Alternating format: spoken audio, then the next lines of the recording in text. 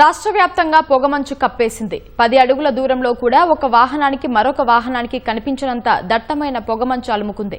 పెద్దపల్లి జిల్లా రామగుండం పారిశ్రామిక ప్రాంతాన్ని మంచు దుప్పటి కప్పేసింది. ఉదయం 8 గంటలు దాటినా సూర్యుడి జాడ కనిపించకపోవడంతో వాహనదారులు హెడ్ లైట్లు వేసుకుని జాగ్రత్తగా వెళ్తున్నారు.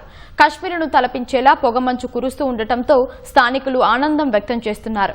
మంచిర్యాల జిల్లా సింగరేణి ప్రాంతమైన మందమర్రి, రామకృష్ణాపూర్ పట్టణాల్లో పొగమంచు కమ్ముకుంది.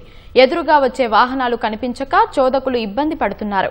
హుస్నాబాద్, కోహెడ, దుబ్బాక, సిద్దిపేట, సంగారెడ్డి జిల్లాలో నాల్కెల్, కోహిర్, మెదక్, నర్సాపూర్ ప్రాంతాల్లో జాతీయ రహదారులపై పొగమంచు దట్టంగా అలుముకోవడంతో రోడ్లు కనిపించక వాహనదారులు ఇబ్బంది పడుతున్నారు.